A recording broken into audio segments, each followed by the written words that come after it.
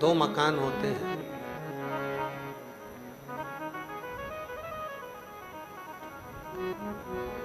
एक मकान चौराहे पर होता है, शहर में होता है, नगर में होता है, अच्छी जगह पर होता है। और दूसरा मकान किसी गली में, शहर के बाहर, कोई नगर के बाहर, कोई गांव के बाहर।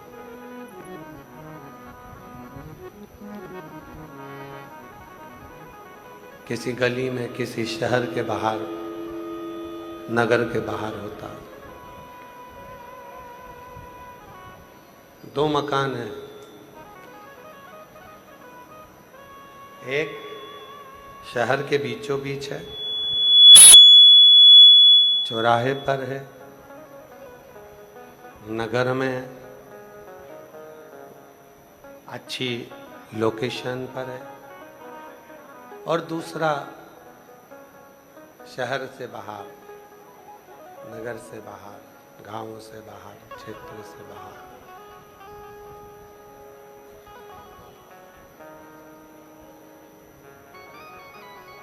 आवाज नहीं आ रही है कि एलईडी नहीं चल रही? आवाज नहीं आ रही है?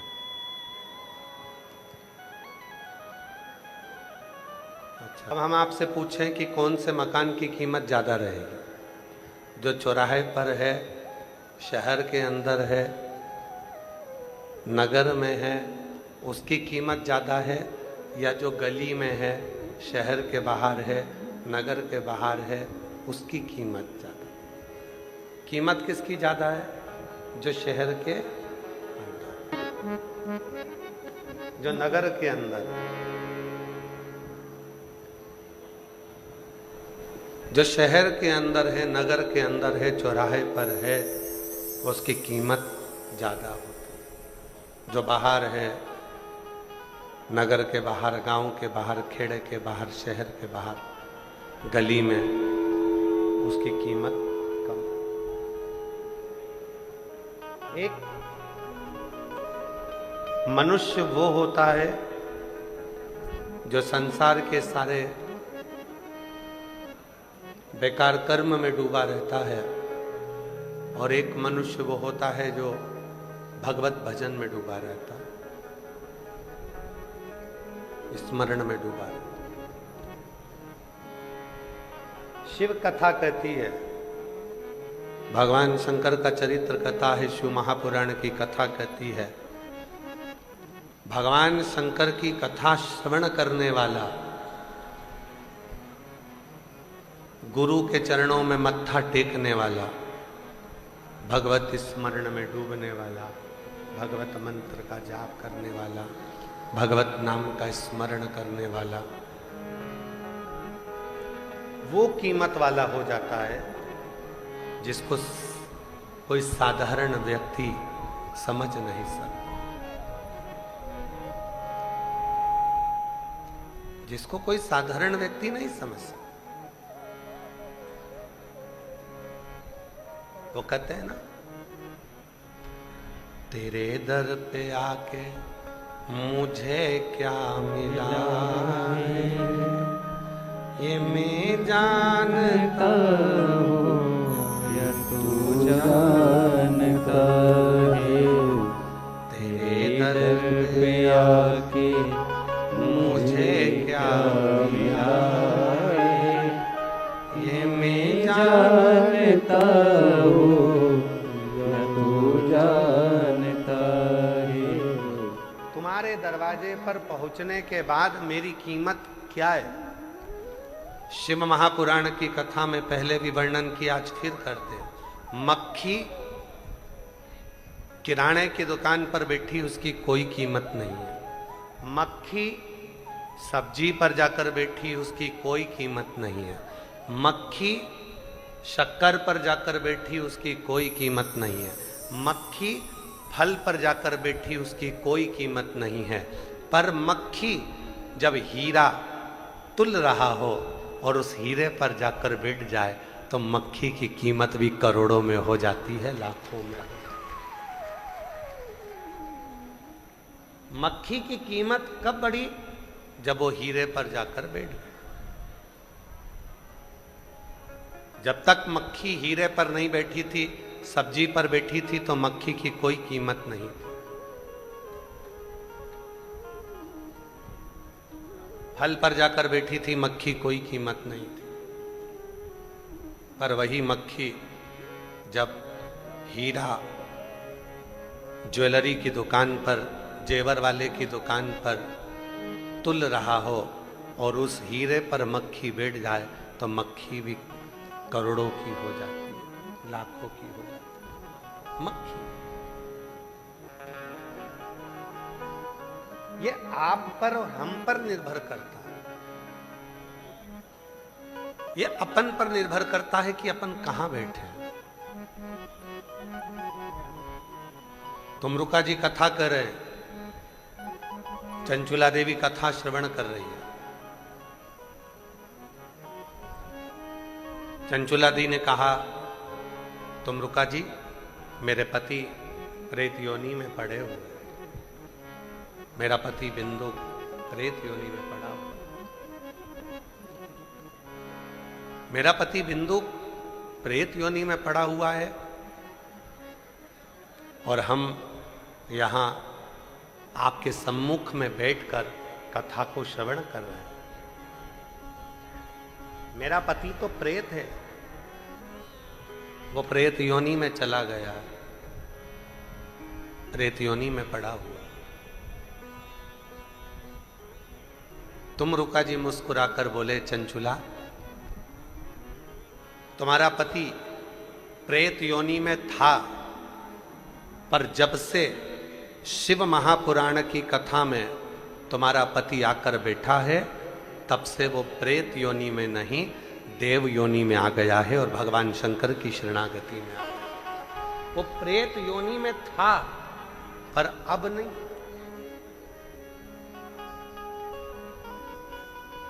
वो प्रेत योनि में था, पर अब नहीं। अब वो शिव की शरण में आकर, भगवान शंकर की शरण में आकर कथा को श्रवण कर रहा है, और वो देव योनि में आ गया। देव शिव कथा कहती है, भगवान शंकर का चरित्र कहता है, शिव महापुराण की कथा कहती है। आप जब तक संसार के लोगों में पड़े हुए हो, आपकी कोई कीमत नहीं, पर जिस दिन आप भगवान शिव के इस पवित्र शिव महापुराण की कथा में आकर बैठ गए, समझ लेना कि आपकी कीमत करोड़ों में हो गई। आप कोई साधारण व्यक्ति नहीं, साधारण नहीं।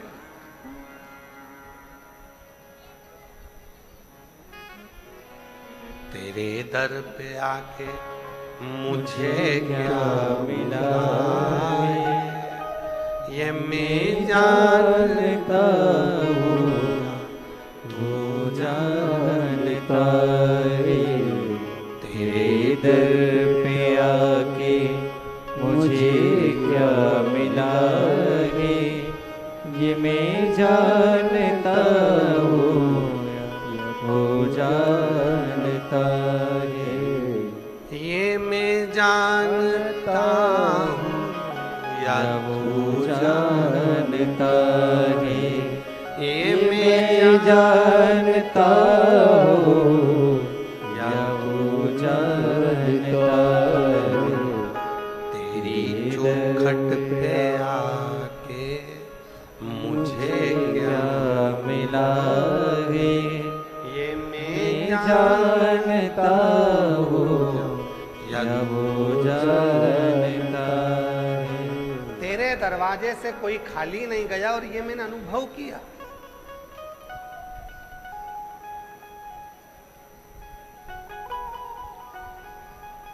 शिव महापुराण की कथा में आने के बाद भगवान शंकर का श्री शिवाय नमस्तुभ्यम मंत्र बोलने के बाद यहां से 5 बार जब श्री शिवाय नमस्तुभ्यम का नाद किया जाता है, और कथा पूर्ण होने के बाद जब हम भगवान की शरणागति ग्रहण कर कर, भजन ग्रहण कर कर, भक्ति ग्रहण कर कर, स्मरण कर कर जब यहां से जाते हैं, वो क्या देता है, कैसे देता है, ये उसके ऊपर निर्भर करता है।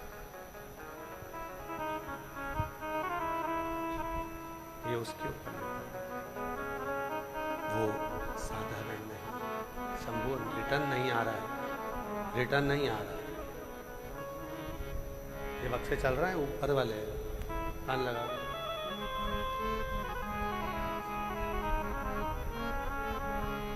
यहां पहुंचने के बाद, शिव महापुराण की कथा में आने के बाद, शिव कथा को श्रवण करने के बाद क्या देगा, कैसे देगा, क्या प्रदान करेगा, ये वही जानता है। ये उसी के ऊपर निर्भर करता है।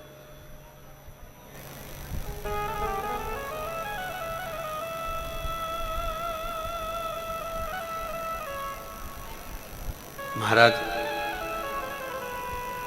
बस इतना याद रखना है हमको, जब भी हमने कल एक बात कही थी,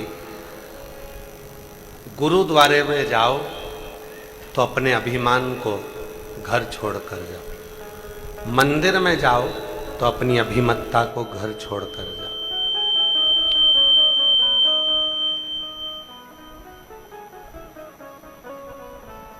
शिव महापुराण की कथा में जाओ तो अपने अभिमान को घर छोड़कर, जो बोले सो निहाल। गुरु की शरणागति में, शिव की शरणागति में, परमात्मा की शरणागति में अपने अभिमान को दूर रखकर फिर शिव के पास, फिर गुरु के पास, फिर परमात्मा के पास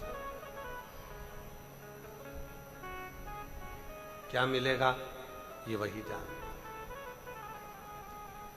तेरे दर पे आके मुझे क्या मिला है, ये मैं जानता हूँ या तू जानता है। तेरे दर पे आके मुझे क्या मिला है, ये मैं जानता हूँ या तू जानता है। गुरु के पास जाना एकदम खाली होकर जाना, शिव के पास जाना तो एकदम खाली होकर जाना।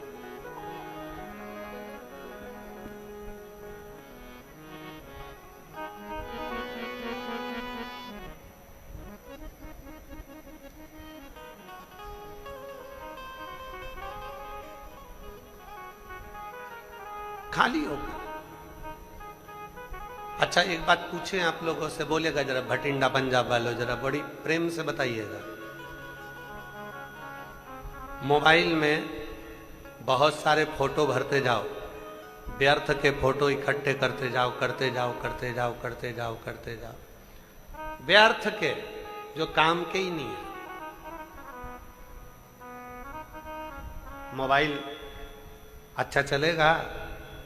अरे बोलो तो जम के नहीं चलेगा, हैंग मारेगा, अटक जाएगा, काम नहीं करेगा, बार बार बटन दबाना पड़ेगा, तो भी वो थोड़ी देर इंतजार करना पड़ेगा, फिर थोड़ा घूमेगा, फिर चलेगा। व्यर्थ की फोटो मोबाइल में मोबाइल को हैंग कर देती है, और व्यर्थ की बातें दिमाग को हैंग कर देती है, मन को हैंग कर देती है। व्यर्थ जब मोबाइल में फालतू के फोटो रखते गए, रखते गए, रखते गए, तो मोबाइल सही नहीं चलता। मन के अंदर अगर व्यर्थ की बातें रखते गए, रखते गए, रखते गए, तो ये मन भी भगवान में नहीं लग पाता, ईश्वर में नहीं लग पाता, अटक जाता।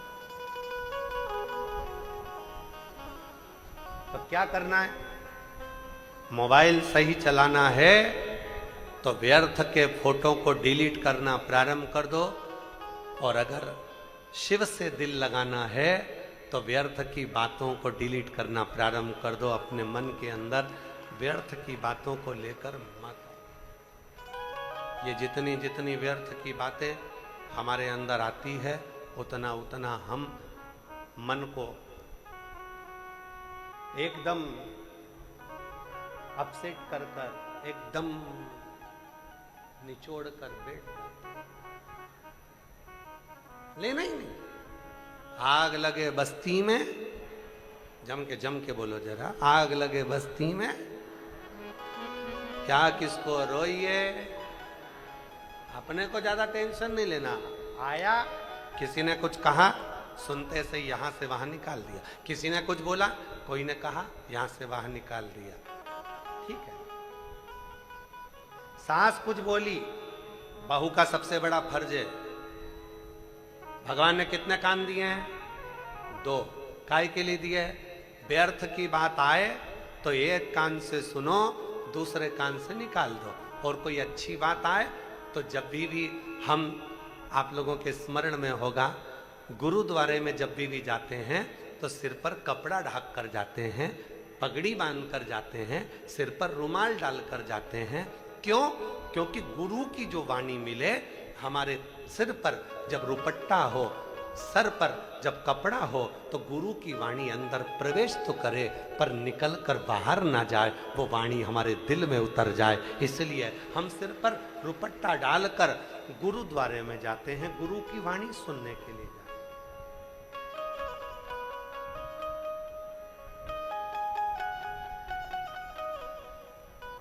हम गुरु की वाणी सुनने के लिए जाते हैं तो सिर पर कपड़ा डालकर जाते हैं, पगड़ी बांध कर जाते हैं। गुरु की वाणी मिले, गुरु के शब्द मिले, पर वो बाहर ना निकले, हमारे भीतर उतर जाए। और व्यर्थ की बात मिल जाए, तुरंत डिलीट करो। सास ने कोई व्यर्थ की बात कह दी, पलट कर जवाब नहीं देना, डिलीट कर देना। ससुर ने कुछ कह दिया, व्यर्थ की बात कह दी, डिलीट कर दो। बहू ने कुछ कह दिया, सास को डिलीट कर दो।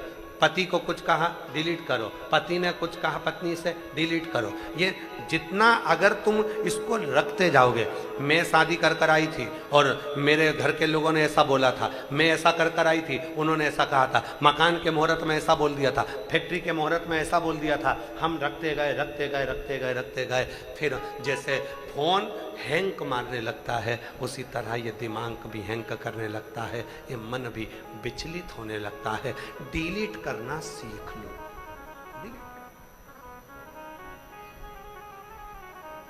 सबसे सुंदर तरीका है, मोबाइल सही चलाना है तो डिलीट करना सीखो,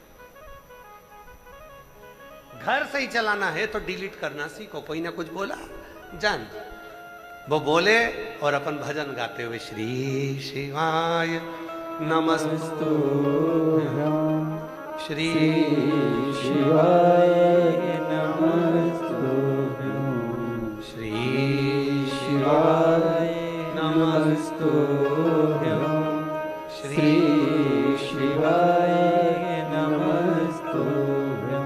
डिलीट करना प्रारंभ कर दो, बस इतना बहुत है। मन में ज्यादा इकट्ठा करेंगे तो वो अटक जाएगा। मन में इकट्ठा हुआ, अटका। ये घर में विवाद क्यों होता है? घर में क्लेश क्यों होता है? घर में विवाद किस बात का हो रहा है? क्योंकि हमने बहुत सारा इकट्ठा कर कर रख लिया। बहुत कई देवरानियों को देखा है, कई जेठानियों को देखा है, कह देती हैं इतना भरा पड़ा है मेरे मन के अंदर, एक दिन मौका मिलेगा ना तब बताऊंगी। मतलब अभी तक फिर डिलीट ही नहीं करा, अभी तक भर के रखा।